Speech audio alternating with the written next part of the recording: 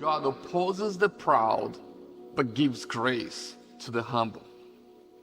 The directive is clear on verse 6 of chapter 4. God opposes the proud. Wow, I mean, this is some serious stuff. Let me make it clear to you how dangerous this is.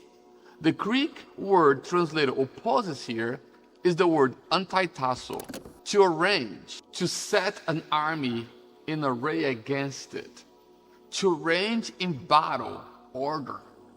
What is it that God is against? A proud person. Come close. Serious stuff. There is no place in heaven for pride. It never was and never will be. Here's what I have found. One of the biggest battles of the human heart is fought in the contrast between pride and humility. Many people say that God doesn't pick a side, but if we were a TV displaying a battle between pride and humility, God would be sitting on his couch eating some chips, cheering for humility to win. James in chapter 4 is warning us that we can become so consumed with ourselves, our plans, with the material realm, thinking about our plan, plots, and things and strategies that we can become blind to the spiritual realities. The problem is not the planning in itself, but the planning in such a way that God has no place in those plans. Plans which accounts for nothing more and nothing less than the satisfaction and fulfillment, the desires of our own hearts at all cost. Which is a great summary of what pride is all about.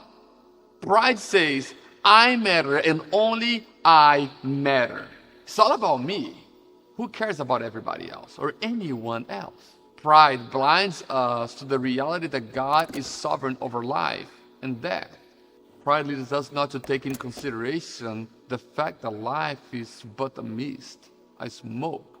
Pride blinds us to the spiritual reality that none of us are guaranteed that we will be alive today, tonight, or tomorrow.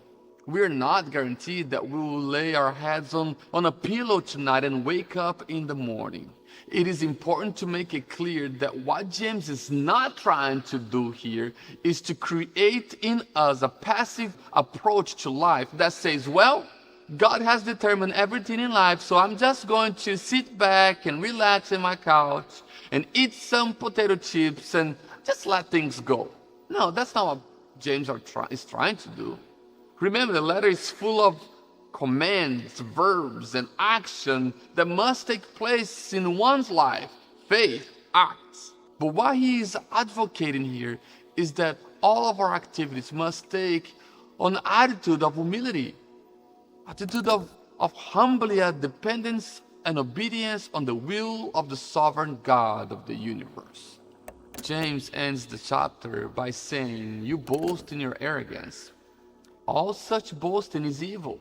So whoever knows the right thing to do and fails to do it, for him, it is sin. Pride blinds us to the spiritual reality called humility. Humility opens our eyes to our dependence on God for every detail in life. There is a radical difference between the two of them. Pride says, live like we're going to be here forever, urging us to make our plans, acquiring things, and working to build our reputation, our portfolio, or whatever else you're trying to chase. Humility says, submit to God. Don't live life like you are going to be here forever. Instead, live like you want to spend your life humbly walking before the sovereign God. Ultimately knowing that your life is about glorifying God, being done with this life of pride by taking on, by dropping self-sufficient, arrogant attitude approach. Embracing then this radical dependency on God who created and sustained the whole entire universe. Pride has no place in heaven. Only humility, only humble submission and obedience to God's will prevail in heaven.